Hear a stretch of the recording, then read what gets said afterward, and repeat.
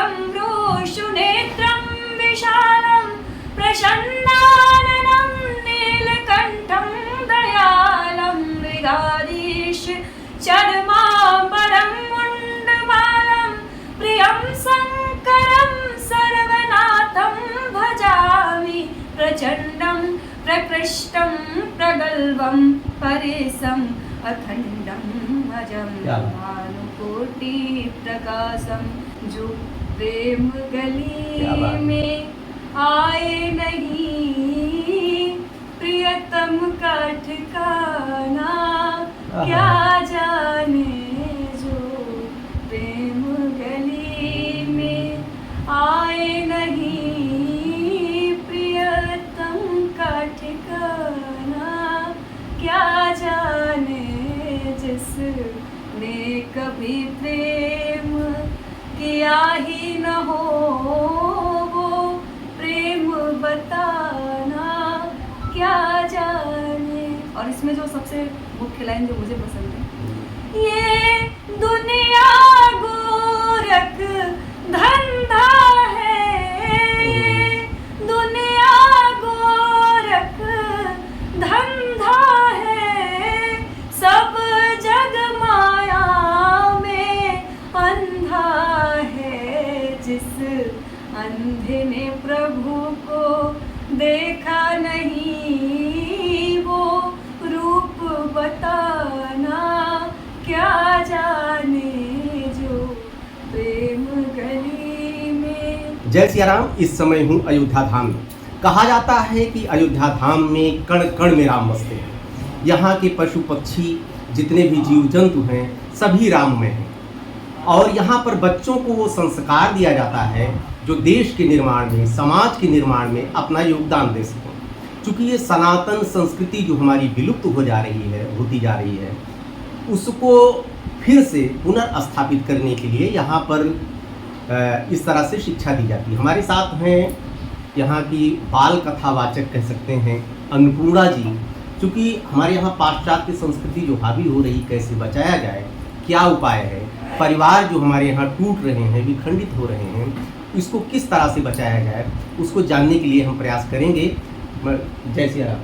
सबसे पहले आप सभी को जय सिया राम। जी जी। अपना परिचय देते हुए आप बताएं कि पाश्चात्य संस्कृति जो हमारे यहाँ हावी हो रही है, कैसे अपने सनातन की तरफ लौटा जाए। मेरा नाम पंडित अन्नपूर्णा चतुर्वेदी है जी। और मैं अपने गुरुजी के सानिध्य में यहाँ पर अयोध्या में अपनी शिक्षा ग्रहण कर रही हूँ।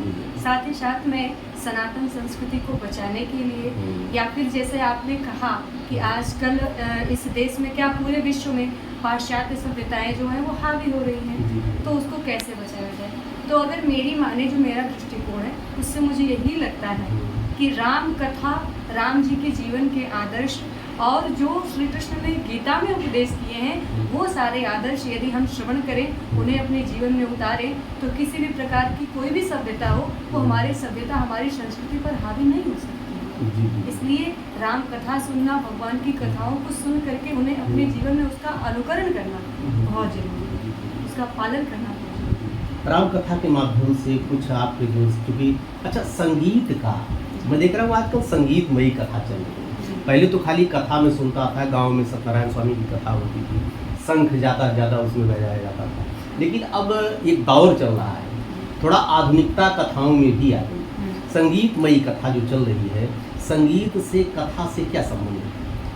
संगीत का कथा से देखिए ऐसा है, पहले जैसा आपने कहा पहले ऐसा कुछ नहीं था कि तो पहले के लोग जो होते थे वो उस तरह के भक्त होते थे, उनमें वो क्वालिटी होती थी। लेकिन आजकल के लोग जैसे आधुनिक होते गए हैं तो उनकी आधुनिकता को भक्ति से जोड़ने के लिए, आध्यात्मिकता से जोड़ने के लिए ये संगीत ने काफ़ी अच्छी भूमिका निभाई है। क्योंकि अगर ऐसे सीधी सादी कथा सुना दी जाए तो लोगों को अक्सर वो पसंद नहीं आता है। तो एक तरह से देखा जाए तो भगवान से जोड़ने के लिए कथा, हम कथावाचकों ने, हम बड़े आचार्यों ने ऐसा कुछ अपने मन में विचार किया होगा कि लोगों को इस संगीत से जोड़ करके, उस कथा को संगीत से जोड़ करके भगवान से जोड़ा जाए। चूँकि संगीत आपका रुचि भी संगीत में, तो आप हम चाहेंगे कुछ आपने गायन के माध्यम से, कुछ भजन के माध्यम से हमारे दर्शकों को बताएं।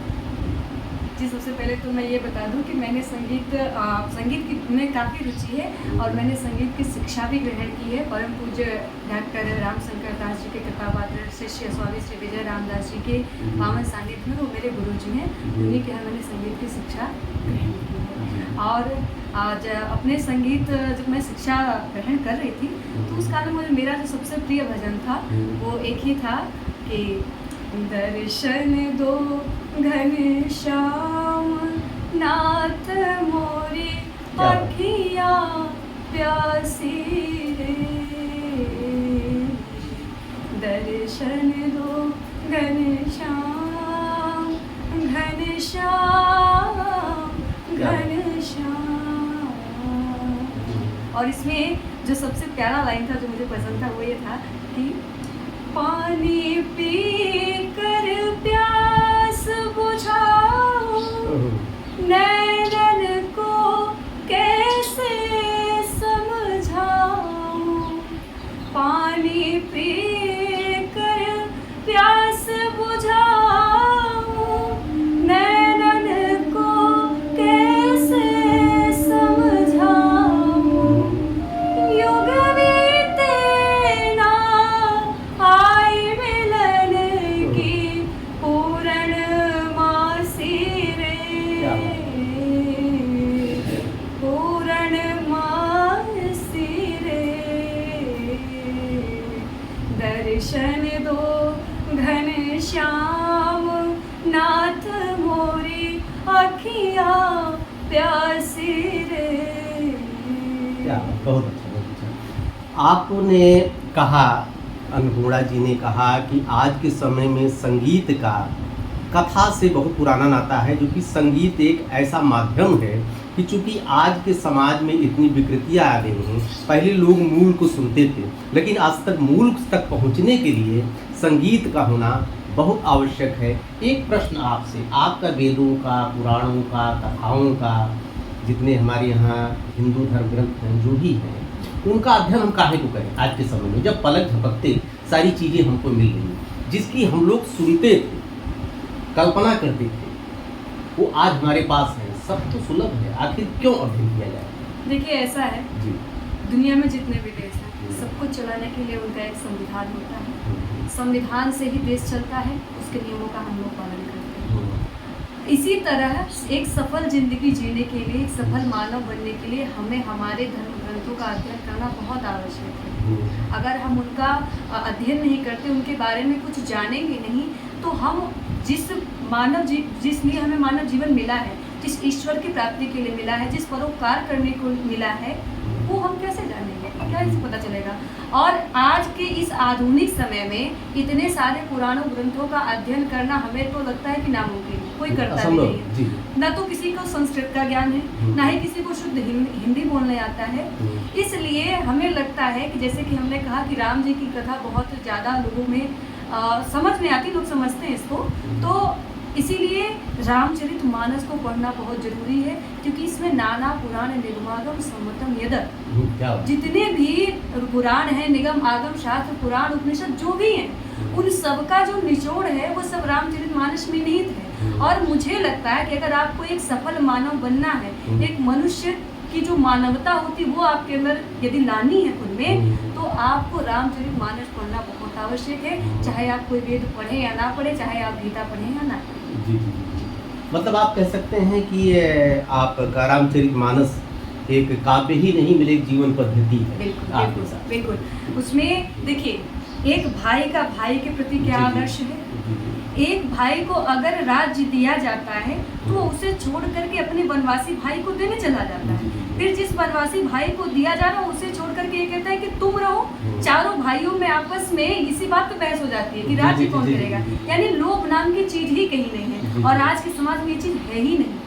एक बीघे के लिए लोग अपने आप में मरने कटने पे लगे हुए हैं। इसलिए अगर हमें उच्च आदर्शों वाला जीवन जीना है तो हमें राम जी ने कैसे लीला करी, भरत ने कैसी लीला करी, माँ के प्रति पुत्र का क्या कर्तव्य है, पिता के प्रति पुत्र का क्या कर्तव्य है, भाई के प्रति, पत्नी के प्रति, बहन के प्रति, ये सब अगर आपको एक श्रृंखला में देखना है तो मुझे लगता है कि आपको रामचरितमानस का अध्ययन करना चाहिए। राम जी के लीला को आपको अपने जीवन में उतारना चाहिए। एक प्रश्न थोड़ा व्यवहारिक में करूँगा, ना इसको आध्यात्मिक कह सकते हैं, ये सामाजिक प्रश्न है। आज सब के चूँकि महिलाओं की बात है, आप भी एक अभी बच्ची हैं, तो ये बताएं कि आज के समय में क्या आपको लगता है कि पुराना जो हमारा पद्धति थी महिलाओं को लेकर, जो हमारे वेदों में पुराणों में एक व्यवस्था बनाई गई थी, आजकल पाश्चात्य इतना हावी हो गया है कि कुछ इधर शासनादेश आदेश या कुछ नियम कानून इस तरह बने हैं कि इस तरह से हमारे यहाँ रिश्तों में टूटन का एक बहुत बड़ा कारण है। आपको देखिए ऐसा है, रिश्ता कोई सा भी हो, हमने जैसे कहा कि जीवन जीने के लिए हमारे वेद पुराण है, आदर्श उनके हिसाब से हम चले तो सही रहेगा। तो आजकल कोई अध्ययन करता नहीं है। इतनी कथाएं हम लोग करते हैं, लोग सुनते तो हैं पर अपने जीवन में उतारते नहीं हैं। उन्हें क्या अच्छा लगता है कि अगर किसी एक्टर ने कोई बात कह दी उसे मान लें। जैसे मान लीजिए कोई मूवी आई, उसने कह दिया कि भगवान शंकर के ऊपर दूध क्यों चढ़ाए, तो हमारे धर्म के लोग इसको मान लेंगे कि हाँ ये गलत है। इसका मूल कारण ये कि वो अपने धर्म के जो धर्म ग्रंथ उनका अध्ययन नहीं कर रहे हैं। इसका मूल कारण ये है। दूसरी बात जो आपने महिलाओं के ऊपर कही, तो आज के डेट में सबसे ज़्यादा यही बात है कि हमें स्वतंत्रता नहीं दी जा रही है, हमें कोई आज़ादी भी नहीं दी जा रही है। तो हमारे संविधान ने भी, अभी आप कुछ क्षण पहले हमसे चर्चा कर रहे थे कि संविधान ने भी लागू कर दिया है। बिल्कुल, आप शायद लिविंग की बात करें तो लिव इन रिलेशनशिप होता है, तो मैं तो इसके खिलाफ हूँ। लोग कहते हैं कि आधुनिकता है, क्या समस्या है अगर एक साथ रहते हैं, क्या समस्या है अगर हम अपने मन से रह रहे हैं। बिल्कुल समस्या है। अगर समस्या होती नहीं तो हमारे बड़े बुजुर्ग हमें वो आदर्श बताते ही क्यों? लेकिन उन्हें नहीं तो रहे रिश्ते पति पत्नी का। आज देख लीजिए डाइवोर्स के तलाक के जितने केसेज होंगे, हम तो कहते हैं मुस्लिम भी कम हैं हमारे हिंदुओं में, और भी सबसे दुख की बात यह है कि पढ़े लिखों में ज़्यादा है। कहा जाता है कि शिक्षा संस्कार देती है, शिक्षा हमको एक ऊंचा, हमारे मतलब IQ लेवल जो अंग्रेजी में कहते हैं, मानसिक स्तर को ऊंचा बनाती है। लेकिन अभी आप चले जाइए कोर्ट में, तो सबसे ज़्यादा अगर अशिक्षित लोग तो आज ही सनातन को बचाए हों। गाँव में चले जाइए तो आज भी महिला पुरुष ऐसे होंगे जो सनातन की हमारे वेदों पुराणों में जो कहा गया उस तरह से चल रहे हैं। क्या हो रहा है शहरों में, जो पढ़े लिखे हैं उनमें तो बहुत पति पत्नी के रिश्ते टूट रहे हैं। आखिर क्यों? देखिए, इसमें अगर हम मूल कारण देखें तो आज के हमारे जो देश की शिक्षा है ना, इसका शिक्षा का जो स्तर है वो सबसे ज़्यादा गिर चुका है। जब हमारे समाज में यही सिखाया जाएगा, मैंने 11वीं कक्षा में पढ़ा कि इतिहास मैंने लिया था, उसमें मैंने क्या पढ़ा, वहाँ हमें चाइना की बात बताई जा रही है, रूस की बात बताई जा रही है, अकबर कैसे आया, अकबर के बेटे का क्या नाम था, उसके बेटे का क्या नाम था, उसकी पत्नी का क्या नाम था, कैसे विवाह किया, कैसे संबंध बनाए, कैसा क्या था। जब हमें ये सब पढ़ाया जाएगा तो हमारे जो देश के बच्चे हैं, देश के भविष्य होते हैं, तो आज जो पढ़ेंगे वही तो बाद में उसका अनुसरण करेंगे। लेकिन आज हमारी शिक्षा नीति, जो सबसे ज़्यादा ये सब बकवास बातें जानता हो वही शिक्षित है। और जो हमारे देश की मर्यादा, सीता ने कैसे राम के प्रति अपनी मर्यादा निभाई, राम ने अपनी पत्नी के ना होते हुए एक मूर्ति बनवा करके यज्ञ संपन्न कराया, ये नहीं सिखाया जाता। बल्कि शाहजहां ने कितने विवाह किए ये हमें सिखाया जाता है। तो बस यही मूल कारण है, क्योंकि हमारी शिक्षा नहीं शुद्ध है। आपने कहा विद्या ददाति विनय, तो विनय कहाँ से आएगा जब हमें वो हमारी शिक्षा दी ही नहीं जाएगी जो हमारे लिए जीवन जीने के लिए आवश्यक है। तो आज की मुझे लगता है कि शिक्षा जो है, ये जो NCERT बेस्ड जो आजकल ये चैप्टर आ रहा है ना, मुझे सबसे ज़्यादा बेकार लगता है। जी, आज के समय में जो बच्चा पैदा होता है तो उसके बाद यही शिक्षा उसको दिखती है, आगे आपको कलेक्टर बनना है, आपको कप्तान बनना है, आपको नौकरी करना है, बिजनेसमैन बनना है, कंप्यूटर इंजीनियर बनना है। आप अध्यात्मिक तरफ से आए, आपकी भी अंदर इच्छा नहीं, ऐसा कुछ नहीं। देखिए, ऐसा है कि जैसा माहौल मिलता है बच्चा वैसा ही चलता है।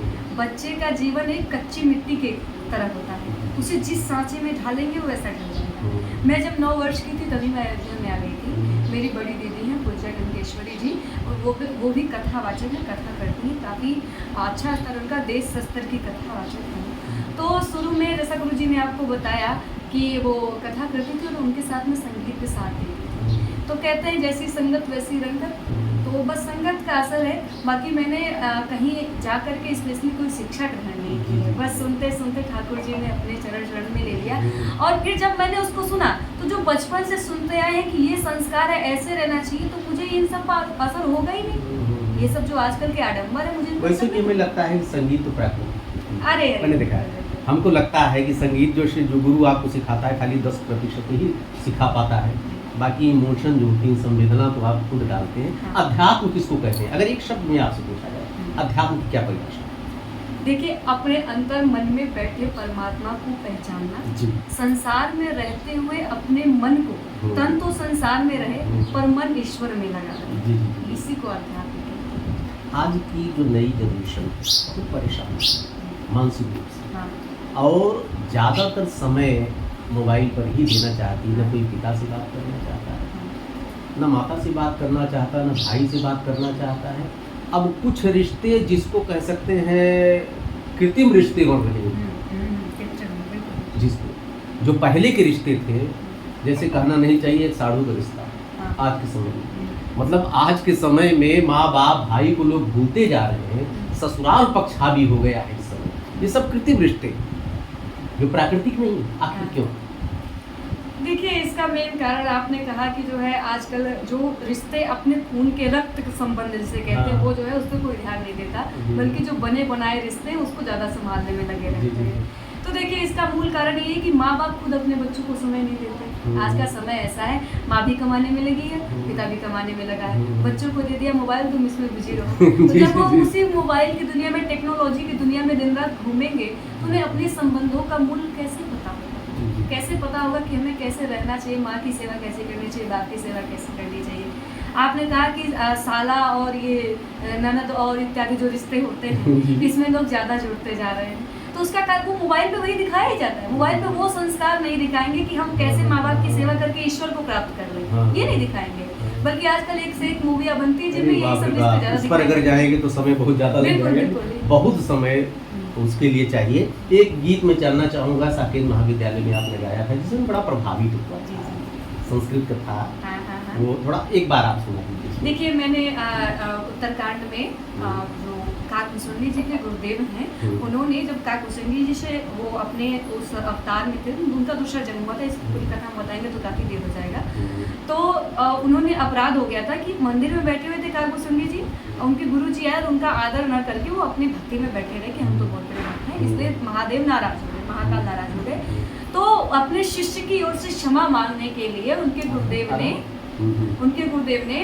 शंकर जी की वंदना करी, जिसे रुद्राष्टक के नाम से जाना जाता है, जिसकी रचना गोस्वामी जी ने करी है, जो नमामि शमीशान निर्माण रूपम विरूढ़ ब्रह्म स्वरूपम।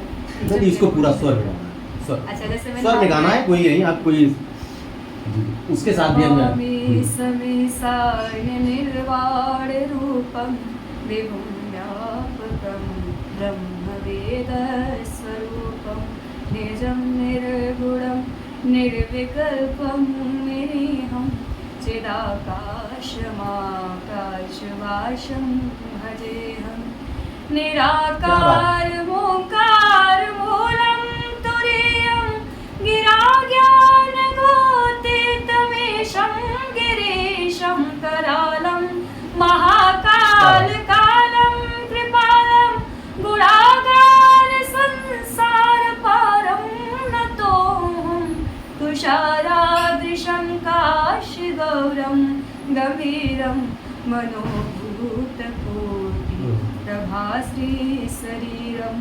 पुरन्मौलिकल्लोलिनी चारुगङ्गा लसद्भालभालेन्दुकण्ठे भुजङ्गा चलत्कुण्डलं रोषुनेत्रं विशालं प्रसन्नाननं नीलकण्ठं दयालं मृगाधीश चर्माम्बरं मुण्डमालं प्रियं शङ्करं सर्वनाथं भजामि प्रचण्डं प्रकृष्टं प्रगल्भं परेशम् अखण्डं अजं भानुकोटिप्रकाशं त्रयः शूलनिर्मूलनं शूलपाणिं भजेऽहं भवानीपतिं भावगम्यं कलातीतकल्याणकल्पान्तकारी सदा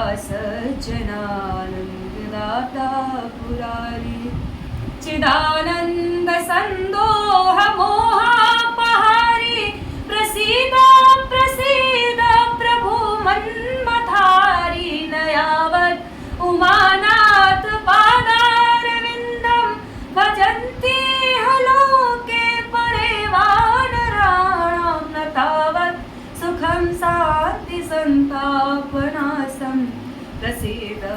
प्रभु सर्वभूतादिवासं